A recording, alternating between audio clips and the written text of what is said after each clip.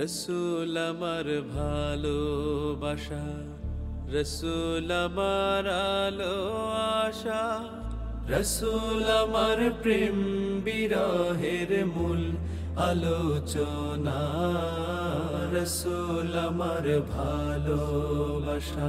আসসালামু আলাইকুম ওয়া রাহমাতুল্লাহি ওয়া বারাকাতুহু। ইন্নাল হামদালিল্লাহ ওয়াসসালাতু ওয়াসসালামু আলা রাসূলিল্লাহ ওয়া বা'দ। প্রিয় দর্শক শ্রোতা, আপনারা এই মুহূর্তে যেখান থেকে দেখছেন, মাহে রমজান উপলক্ষে এনটিভির বিশেষ আয়োজন ফ্রেশ প্যাকেজড ড্রিঙ্কিং ওয়াটার নিবেদিত সিরাতুন নবী সাল্লাল্লাহু আলাইহি ওয়াসাল্লাম অনুষ্ঠানে আপনাদেরকে স্বাগত জানাচ্ছি আমি নিজাম বিন মুহিব।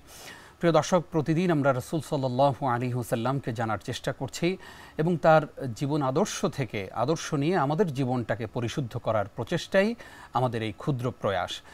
যথারীতি আজকেও আমাদের আমন্ত্রণ গ্রহণ করে স্টুডিওতে এসেছেন একজন বিদগ্ধ স্কলার। চলুন শুরুতেই তার সঙ্গে আমরা পরিচিত হচ্ছি। আমাদের সঙ্গে স্টুডিওতে আছেন বাংলাদেশের খ্যাতিমান স্কলার, উত্তর বাড্ডা ইসলামিয়া কামিল মাদ্রাসার স্বনামধন্য প্রিন্সিপাল ফদিলাতুল উস্তাজ ডক্টর আনোয়ার হোসেন মোল্লা। আসসালামু আলাইকুম ওয়া রাহমাতুল্লাহি ওয়া বারাকাতুহু। ওয়া আলাইকুম আসসালাম ওয়া রাহমাতুল্লাহি ওয়া বারাকাতুহু। উস্তাজ কেমন আছেন? আলহামদুলিল্লাহ, আল্লাহর মেহেরবানি, আল্লাহ ভালো রেখেছেন। আপনি ভালো আছেন? আলহামদুলিল্লাহ, আমরাও ভালো আছি। আপনাকে রাসূল সাল্লাল্লাহু আলাইহি ওয়াসাল্লামকে নিয়ে সাজানো এই অনবদ্য আয়োজনে স্বাগত জানাচ্ছি। ধন্যবাদ আপনাকে। প্রিয় দর্শক, আজকে আমরা বদরের যুদ্ধ নিয়ে আলোচনা শুনব আমাদের বিদগ্ধ স্কলারের কাছ থেকে। চলুন দেরি না করে আলোচনা শুরু করি। উস্তাজ, শুরুতেই জানতে চাই, বদরের এই যুদ্ধটা সংঘটিত হওয়ার পেছনে কি কারণ রয়েছে? আলহামদুলিল্লাহ ওয়াসসালাতু ওয়াসসালামু আলা রাসূলিল্লাহ ওয়া আলা আলিহি ওয়া সাহবিহি আজমাইন, আম্মা বা'দ। রাসূলুল্লাহ সাল্লাল্লাহু আলাইহি ওয়াসাল্লাম মক্কা থেকে যখন হিজরত করে মদিনায় চলে আসেন, মদিনায় আসার পরপরই তিনি একটা ক্ষুদ্র ইসলামী রাষ্ট্রের গোড়াপত্তন করেন। আচ্ছা, এইটা মক্কাতেই আল্লাহ রাব্বুল আলামিন রাসূল সাল্লাল্লাহু আলাইহি ওয়াসাল্লামকে বলেছিলেন যে আপনি একটা দোয়া করুন। সেই দোয়ার মধ্যে 3টা কম্পোনেন্ট ছিল, যে তার মধ্যে একটা ছিল এই নির্বাহী ক্ষমতা প্রদানের। যখন রাসূল সাল্লাল্লাহু আলাইহি ওয়াসাল্লাম প্রথম 23 বছর হিলফুল ফুজুলের মাধ্যমে দাওয়াতি কাজ করলেন, মানুষকে সুন্দর করার চেষ্টা করলেন, যখন পারলেন না, রাসূল সাল্লাল্লাহু আলাইহি ওয়াসাল্লাম চিন্তায় পড়ে গেলেন। তখন আল্লাহ তাআলা বললেন যে আপনি তাহাজ্জুদের নামাজ পড়েন, ও তাহাজ্জাদ বিহি নাফিলাতাল লাক, আপনি তাহাজ্জুদের নামাজ পড়েন, এটা নফল, আর আপনি একটা দোয়া করেন যে দোয়ার মধ্যে 3টা কম্পোনেন্ট থাকবে, যে রব্বি আদখিলনি মুদখালা সিদকিন ওয়া আখরিজনি মুখরাজা সিদকিন ওয়াজআলনি মিন লাদুনকা সুলতানান নাসিরা, যে আপনি আমাকে এই প্রতিকূল পরিবেশ থেকে সুন্দরভাবে নিরাপদে বের করে নিয়ে যান এবং অনুকূল একটা পরিবেশে আমাকে প্রবেশ করিয়ে দেন এবং আপনার পক্ষ থেকে আমাকে নির্বাহী ক্ষমতা প্রদান করেন। আমরা লক্ষ্য করি ঠিক আল্লাহ রাব্বুল আলামিন রাসূল সাল্লাল্লাহু আলাইহি ওয়াসাল্লামের এই দোয়া খুব চমৎকারভাবে কবুল করেছেন। তিনি হিজরতের দিন যে কঠিন একটা পরিস্থিতি ছিল, সেই কঠিন পরিস্থিতিতেও আল্লাহ তাআলা তাকে নিরাপদে সেখান থেকে বের করে নিয়ে গেলেন এবং যে আদখিলনি মুদখালা সিদক, যে একটা অনুকূল পরিবেশে সুন্দরভাবে আমাকে ঢুকিয়ে দেন। মদিনার সেই অজানা লোকগুলো তলা আল বাদরু আলাইনা মিন সানিয়াতিল বিদা বলে তাকে স্বাগত জানালো, সুস্বাগতম বলে তাকে রিসিভ করে নিয়ে গেল। তিনি সেখানে গেলেন। দোয়ার 3য় পার্ট ছিল ওয়াজআলনি মিন লাদুনকা সুলতানান নাসিরা, আপনার পক্ষ থেকে আমাকে নির্বাহী ক্ষমতা দান করুন। তো মদিনায় যাওয়ার পর আল্লাহ রাব্বুল আলামিন তাকে সেই নির্বাহী ক্ষমতা দান করেছেন, মক্কা থেকে বের করে এনেছেন, মদিনায় নিয়ে এসেছেন। তো রাসূল সাল্লাল্লাহু আলাইহি ওয়াসাল্লাম মদিনায় এসে যখন এই নির্বাহী ক্ষমতা নিলেন এবং ইসলামী রাষ্ট্রকে আস্তে আস্তে গড়ে তোলার চেষ্টা করলেন, সুসংহত করার চেষ্টা করলেন, শক্তিশালী ভিতের উপর দাঁড় করানোর চেষ্টা করলেন, তখন মক্কার সেই কুরাইশ নেতৃবৃন্দ, কাফের মুশরিক যারা ছিল, তারা অঙ্কুরেই এই উদীয়মান ইসলামী রাষ্ট্রটাকে মাটিতে মিশিয়ে দেওয়ার জন্য, বিলীন করে দেওয়ার জন্য, ধ্বংস করে দেওয়ার জন্য নানা রকমের চক্রান্ত করতে থাকে। সেই চক্রান্তেরই একটা বাহ্যিক পদক্ষেপ ছিল এই বদরের যুদ্ধ। সেই সময়ের আধুনিক সমরাস্ত্র বলতে যা বোঝানো হতো, সেই সমরাস্ত্রে সজ্জিত হয়ে সেই 1000 বাহিনীকে নিয়ে তারা মদিনা অভিমুখে রওনা দিল, মদিনাকে ধ্বংস করে দেওয়ার জন্যে। তো রাসূল সাল্লাল্লাহু আলাইহি ওয়াসাল্লাম এই সংবাদ যখন পেলেন, তখন পরামর্শ করলেন সাহাবায়ে কেরামদেরকে নিয়ে যে তারা তো এইভাবে আসতেছে শুনছি, এবং বিশ্বস্ত সূত্রে খবর যে তারা 1000 সৈন্যের বিশাল বাহিনী নিয়ে আসতেছে, তারা যদি মদিনা পর্যন্ত পৌঁছে তাহলে মদিনাকে তো ম্যাসাকার করে দেবে, কি করা যায়? তখন সিদ্ধান্ত হলো যে না, তাদেরকে মদিনায় আসতে দেওয়া যাবে না, পথিমধ্যেই তাদেরকে বাধা দিতে হবে। তখন রাসূল সাল্লাল্লাহু আলাইহি ওয়াসাল্লাম সাহাবায়ে কেরামদেরকে বললেন যে আমাদের যতটুকু আছে অতটুকু দিয়ে আমরা প্রস্তুতি গ্রহণ করি, এইটুকু নিয়ে আমরা তাদেরকে বাধা দেওয়ার চেষ্টা করি, আল্লাহ আমাদেরকে সাহায্য করবেন। তো সেই সূত্র ধরে তারা মক্কা থেকে 1000 বাহিনী, সুসজ্জিত বাহিনী, তদানীন্তন আধুনিক সমরাস্ত্রে সজ্জিত এই বাহিনী নিয়ে তারা মদিনা অভিমুখে আসতেছিল। রাসূল সাল্লাল্লাহু আলাইহি ওয়াসাল্লাম মদিনা থেকে তার বাছাই করা একেবারে মানে বৃদ্ধ শিশু মিলে ৩১৩ জন। এর মধ্যে ২০০-র বেশি আছে যারা জীবনে কোনোদিন যুদ্ধ করেনি, মানে অস্ত্র ধারণ করেনি, যুদ্ধ তরবারি চালাতে জানে না, এরকম একেবারে সাধারণ খেটে খাওয়া মানুষ। এদেরকে নিয়ে তিনি সেই ইয়ার প্রান্তরে, বদরের প্রান্তরে ওইখানে গিয়ে তাদেরকে মানে এখানে প্রতিহত করার জন্য, বাধা দেওয়ার জন্য সেখানে গেলেন এবং সেই প্রেক্ষিতেই এই দুই দলের মধ্যে সেই যুদ্ধটা পরিলক্ষিত হয়েছে। মূলত এটা রাসূল সাল্লাল্লাহু আলাইহি ওয়াসাল্লামের উপর একটা চাপিয়ে দেওয়া যুদ্ধ ছিল। রাসূল ওই অবস্থায় যুদ্ধ করার মতো পরিবেশ, পরিস্থিতি এবং বাস্তবতা তার ছিল না। কিন্তু মক্কা থেকে তারা যখন মানে এমনভাবে আসছে আক্রমণ করে মদিনা শেষ করে দিবে, তাহলে রক্ষণাত্মক ভূমিকা হিসেবে তাকে অন্তত এই যুদ্ধে যদি তিনি অবতীর্ণ না হন, তাহলে মদিনাটা একেবারে ম্যাসাকার হয়ে যাবে এবং ইসলাম হয়তো সেখানে বিলীন হয়ে যাবে। এই আশঙ্কা থেকে কিন্তু এটা একটা রক্ষণাত্মক যুদ্ধ ছিল। রাসূল সাল্লাল্লাহু আলাইহি ওয়াসাল্লাম যুদ্ধের মানে ঘোষণা দেননি, তারা যুদ্ধ করার জন্য এসেছে, তিনি প্রতিরক্ষামূলক যুদ্ধ তিনি করেছেন। এটা ইট ওয়াজ প্রিভেন্টিভ মেজার, অফেন্সিভ নয়, ইট ওয়াজ ডিফেন্সিভ। যথার্থই বলেছেন। আমরা এবার জানতে চাই যে ইসলামের ইতিহাসে কি পাওয়া যায় যে বদর যুদ্ধে ফেরেশতাদের অনেক আগমন হয়েছিল, কি বলবেন এই বিষয়ে, কি আছে ইসলামের ইতিহাসে? আসলে বদর যুদ্ধটা খুবই তাৎপর্যপূর্ণ যুদ্ধ। ইসলামের ইতিহাসে বদর যুদ্ধ হলো একটি ঐতিহাসিক মাইলফলক, একটা টার্নিং পয়েন্ট। আচ্ছা, এই বদর যুদ্ধে এই বিজয়ের পরেই, এরপর থেকে ইসলাম কিন্তু মানে শনৈ করে মানে সামনের দিকে অগ্রসর হয়েছে। ইসলাম একটা বিজয়ী আদর্শ হিসেবে সমাজে স্বীকৃতি পেয়েছে। যদি বদর যুদ্ধ বিপরীত রেজাল্ট হতো, যে বদর যুদ্ধে যদি মুসলমানদের পরাজয় হতো, তাহলে হয়তো ইতিহাস ভিন্নভাবে লেখা লাগতো। তো এই জন্য আমরা লক্ষ্য করি, এটা বিশ্লেষণ করে আমরা দেখতে পাই দুইটা দিক সেখানে। বদর যুদ্ধে একটা অসম যুদ্ধ ছিল। অসম যুদ্ধ এই দিক থেকে মানে যদি মানে সৈন্য সংখ্যার দিক বিবেচনা করা হয়, সেখানে ছিল ১০০০ সৈন্য, এখানে ছিল ৩১৩ জন। যদি সৈনিকদের মানে যুদ্ধ কৌশল এবং দক্ষতার কথা বিবেচনা করা হয়, ওইখানে ১০০ জনের ১০০ জনই ছিল প্রশিক্ষিত দক্ষ যোদ্ধা, যারা নিয়মিত যুদ্ধ করার ব্যাপারে তারা পারদর্শী। আর এইখানে জনশক্তির দিক থেকে তারা যোদ্ধা ছিলেন না। তৃতীয়ত সমরাস্ত্রের দিক থেকে তারা ছিল মানে ওয়েল ইকুইপড, তদানীন্তন আধুনিক সমরাস্ত্রে সজ্জিত। আর এরা ছিল সামান্য, তাদের যতটুকু ছিল রক্ষণাত্মক মানে অস্ত্রশস্ত্র যেটুকু ছিল এইটুকুই। ওই শত্রুদের সাথে এইটুকু অস্ত্র দিয়ে, এইটুকু জনবল দিয়ে যুদ্ধে বিজয়ী হওয়া, এটা কল্পনা করা যায় না। ঠিক উস্তাদ, আপনি বলছিলেন যে বদরের যুদ্ধটা একটা অসম যুদ্ধ ছিল। জি, তো সকল সূচক বিবেচনায় এটা প্রতীয়মান হয় যে এটা একেবারেই অসম একটা যুদ্ধ ছিল। কাফেরদের ওই বাহিনীর মোকাবেলায় এই বাহিনী মোটেই টিকার কথা নয়, একটা চক্করও টিকে থাকার কথা নয়। কিন্তু তারপরেও সেটা বিজয়ী হয়েছে কেন? এখানে প্রধানত অনেক নিয়ামক কাজ করেছে। প্রধানত আমি দুইটা নিয়ামক বলবো এখানে। প্রথম নিয়ামক হলো যে আল্লাহ রাব্বুল আলামিন এই বাহিনীটাকে সহযোগিতা করেছেন। ওয়ালাকাদ নাসারাকুমুল্লাহু বিবাদর ওয়া আনতুম আযিল্লাহ, তোমরা একেবারেই পর্যুদস্ত ছিলে, সেই অবস্থায় আল্লাহ তাআলা তোমাদেরকে বদরের প্রান্তরে সাহায্য করেছেন। আল্লাহ তাআলা কি করেছেন? মানে ফেরেশতা নামিয়ে দিয়েছেন, মিনাল মালাইকাতি মুসাউবিমিন, মানে একবারে চিহ্নিত ফেরেশতাদেরকে সৈনিকের বেশে তাদেরকে পাঠিয়ে দিয়েছেন। ইয়ারাউনাহুম মিসলাইহিম রাইয়াল আইন।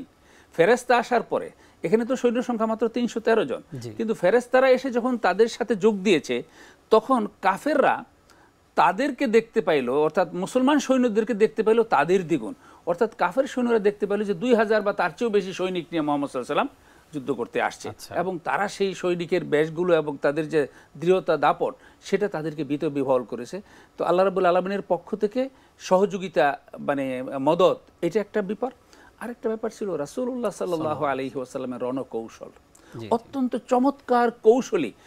এখনো পর্যন্ত মানে সমর বিজ্ঞানী যারা, সমর বিশ্লেষক যারা, তারা খুঁজে পায় নাই যে যেই লোকটা জীবনে কোনোদিন যুদ্ধ করেননি, যেই লোকটা জীবনে কোনোদিন তরবারিতে হাত দেননি, সেই লোকটা এরকম একটা মানে সম্মুখ সমরে এরকম চমৎকার স্ট্র্যাটেজি নির্ধারণ করলেন কিভাবে। রাসূল সাল্লাল্লাহু আলাইহি ওয়াসাল্লাম কি করলেন? মক্কার কুরাইশরা যখন এসে তাঁবু গাড়লো, বিশাল বড় তাঁবু, তারা মরুভূমির মাঝখানে তাঁবু গাড়লো, তো তাদের আস্তানা সেখানে করলো। রাসূল সাল্লাল্লাহু আলাইহি ওয়াসাল্লাম সেখানে গেলেন, গিয়ে উল্টা দিকে গিয়ে তাঁবু গাড়ার জন্য জায়গা নির্বাচন করেন। পিছনে পাহাড় আর পাশে হলো পানির জলাধার, কূপ।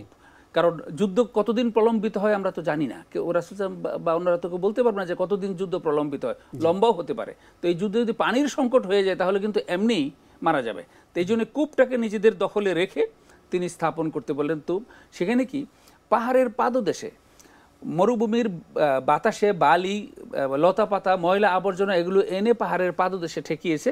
এইটার উপরে রাসূল সাল্লাল্লাহু আলাইহি ওয়াসাল্লাম বললেন যে এই পাদদেশে তোমরা তাঁবু স্থাপন করো। এটা দেখে কুরাইশ নেতৃবৃন্দ হাসাহাসি শুরু করলো, সে তো যুদ্ধ কোনোদিন করেই নাই, যুদ্ধের স্ট্র্যাটেজিই বুঝে না। ওইখানে সে তাঁবু গাড়ছে, তার সৈনিক তো সামনে এই যে ময়লা আবর্জনা যে বালু এখানে এসে জমা হয়েছে, ঢালে যেই বালুগুলো থাকে এই বালুগুলো বসা থাকে না, এগুলোর মধ্যে পা দিলে পা পিছলিয়ে যায়, পা সরে যাবে। তো এখানে তাদের ঘোড়াও চলবে না, উটও চলবে না, পদাতিকরাও চালাতে পারবে না, এই যুদ্ধে করবে, ও তো এক চক্করে টিকবে না আমাদের সাথে, এরকম তুচ্ছতাচ্ছিল্য করা শুরু করলো। কেউ বুঝলেন না যে রাসূল সাল্লাল্লাহু আলাইহি ওয়াসাল্লাম এই সিদ্ধান্তটা কেন নিলেন। এটা করলেন, করার পরে নিচে নিম্নাঞ্চলে যে সমতল ভূমি যেখানে, সেখানে কাফেরদের তাঁবু। আল্লাহ রাব্বুল আলামিনের কাছে দোয়া করলেন যে আল্লাহ তুমি এই বাহিনীকে বিজয় করার জন্য তুমি তুমি মানে আমাদেরকে মদত করো। তো আল্লাহ তাআলা সেই মদতটা করলেন, রাতে প্রবল মুষলধারে বৃষ্টি দিলেন। বৃষ্টি দেওয়ার পরে দেখা গেল যে পাহাড়ের পাদদেশে আসা যে ময়লা আবর্জনাগুলো আছে, এই ধুলাবালিগুলো আছে, এই ময়লা কাদাগুলো সব ভাসিয়ে নিয়ে কাফেরদের যে তাঁবু, সেই তাঁবুর সামনে জমা হয়ে থাকলো, আর এদিকের বালুগুলো বৃষ্টির পানিতে বসে গেল এবং জায়গাটা পরিষ্কার হয়ে গেল। এখন যখন সকালে যখন যুদ্ধ শুরু হলো, তখন তাদের ঘোড়া চলতে পারে না, ঘোড়া হোঁচট খায়। তো এই যে একটা রাসূল সাল্লাল্লাহু আলাইহি ওয়াসাল্লামের যে যুদ্ধ কৌশল, এই কৌশল একটা বিরাট ব্যাপার ছিল। ওই অবস্থা দেখেই তাদের মনোবল ভেঙে যায়। তখন তদানীন্তন যুদ্ধের কৌশল ছিল, প্রথমত মল্ল যুদ্ধের আহ্বান করা হতো। তাদের পক্ষ থেকে একই পরিবারের 3 জন আসলো, উতবা, উতবার ছোট ভাই সাইবা এবং উতবার ছেলে ওয়ালিদ বিন উতবা। এই 3 জন একই পরিবার থেকে এসে বলল আমাদের সাথে তোমাদের কোন 3 জন মল্ল যুদ্ধে লড়বে। তখন রাসূল সাল্লাল্লাহু আলাইহি ওয়াসাল্লাম তার পরিবার থেকে 3 জনকে দিলেন, হযরত আলী এবং হামজা সহ আব্দুর রহমানকে দিলেন, দিয়ে এই 3 জন লড়লো। এই প্রথম মল্ল যুদ্ধে কিন্তু তারা 3 জন পরাজিত হলো। তো যুদ্ধের রীতি অনুযায়ী এখানে যুদ্ধ শেষ হয়ে যেতে পারতো, কিন্তু তারা সেটা না মেনে তারা আবার পাল্টা আক্রমণ শুরু করলো। পাল্টা আক্রমণ শুরু করার পরে আবার সাহাবায়ে কেরামদের পক্ষ থেকে প্রতি আক্রমণ শুরু হলো। এই শুরু হলো যুদ্ধ।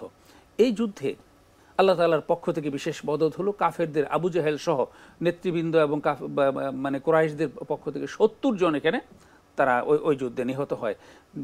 বিশেষ মানে উল্লেখযোগ্য বিষয় যেটা, সেটা হলো আবু জাহেল বিরাট বড় একটা ঘোড়ার উপরে থেকে যুদ্ধ পরিচালনা করছিল। 2টা ছোট ভাই, ছোট বালক মুআজ এবং মুআওয়াজ, এতিম বাচ্চা, তারা যুদ্ধে যাওয়ার জন্য রাসূল সাল্লাল্লাহু আলাইহি ওয়াসাল্লাম আবদাল করেন, কিন্তু ছোট হওয়ার কারণে তিনি নিতে চাইলেন না। অনেক কাকুতি মিনতির পরে তাদেরকে নিলেন। আব্দুর রহমান ইবনে আউফকে বলতেছেন, চাচা আপনি আবু জাহেলকে আমাকে দেখাই দেন তো। কয় তোমরা আবু জাহেল দিয়ে কি করবে? কয় কাজ আছে। ওই যে দেখো ঘোড়ার উপরে চলে যে মানে যুদ্ধ পরিচালনা করতেছে, সে হলো আবু জাহেল।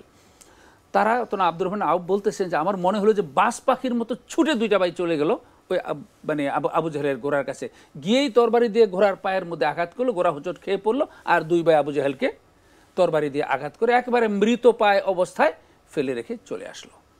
তো এই অবস্থা যখন দেখলো, ওদের মনোবল ভেঙে গেল। তখন তারা ছুটে এদিক সেদিক পালানোর চেষ্টা করলো এবং কিছু পালিয়ে চলে গেল। আর 70 জন তারা বন্দী হলো, 70 জন নিহত হলো। এই অবস্থায় যুদ্ধের আপাতত পরিসমাপ্তি হলো। রাসূল সাল্লাল্লাহু আলাইহি ওয়াসাল্লাম এবং তার সাহাবীরা যারা পালিয়ে যাচ্ছিল তাদেরকে ধাওয়া করে অনেক দূর পর্যন্ত পৌঁছিয়ে দিয়ে আসলেন।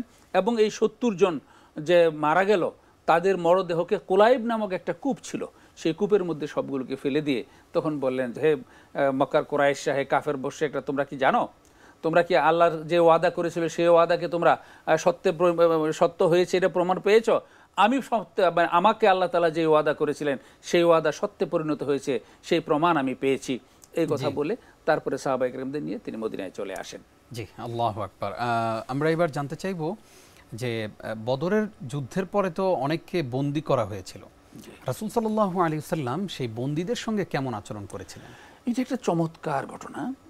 ইসলামের ইতিহাস তো বটেই, গোটা পৃথিবীর ইতিহাসে, সমর মানে ইতিহাসে, যুদ্ধের ইতিহাসে এটা একটা বিরল ঘটনা যে বন্দীদের সাথে এরকম সম্মানজনক আচরণ করা হয়। একটা বিষয় লক্ষণীয় যে ওইখানে যারা বন্দী হয়েছিল তাদের অধিকাংশই কিন্তু রাসূলুল্লাহ সাল্লাল্লাহু আলাইহি ওয়াসাল্লাম এবং সাহাবায়ে কেরামদের, মক্কা থেকে যারা হিজরত করে এসেছিলেন তাদের আত্মীয় স্বজন চিনতেন, একদম ভালো করে চিনতেন তাদের। যেমন রাসূল সাল্লাল্লাহু আলাইহি ওয়াসাল্লাম আপন চাচা ছিলেন, আপন মেয়ের জামাই ছিলেন, এরকম চাচাতো ভাই ছিলেন, এরকম মানে নিজ বংশের লোক ছিল, প্রতিবেশী ছিলেন। তো এরকম তো এই লোকগুলোর সাথে খারাপ আচরণ করাটা রাসূল সাল্লাল্লাহু আলাইহি ওয়াসাল্লাম মানে এই সুযোগটা দেন নাই। প্রথমত তিনি করেছেন কি, তাদেরকে যে নিয়ে আসা হয়েছে ভালোভাবে তাদের রাখার ব্যবস্থা করেছেন, তাদের খাবার দাবারের ব্যবস্থা করেছেন, তাদেরকে যেন শারীরিক কোনো টর্চারিং করা না হয়, কারণ এটা করার কথা ছিল। কারণ মক্কা থেকে যেইভাবে সাহাবায়ে কেরামদেরকে নির্যাতন করে তারা তাড়িয়ে দিয়েছে, তাদের বাড়িঘর দখল করে, সাহাবায়ে কেরামরা এদেরকে বন্দী অবস্থায় সুযোগ পেয়েছে তাদের উপর টর্চারিং করার কথা, কিন্তু একটা ফুলের টোকাও যেন কাউকে না দেয়া হয়, রাসূল সাল্লাল্লাহু আলাইহি ওয়াসাল্লাম এই বিষয়টা নিশ্চিত করেছেন। তারপরেও তাদেরকে রাখতে দিয়েছেন। তখন রাসূল সাল্লাল্লাহু আলাইহি ওয়াসাল্লাম রাতের অন্ধকারে আবার নিজে একটু কনফার্ম হওয়ার জন্য যে যেখানে বন্দীদেরকে রাখা হয়েছে তাদের অবস্থাটাকে একটু দেখে আসে, তিনি বাইরিয়া মানে একটু পায়চারি করতেছেন, আশপাশ যা বুঝতেছেন যে নিজের ভাই বেরাদর তারা এখানে বন্দী, কি করা যাবে।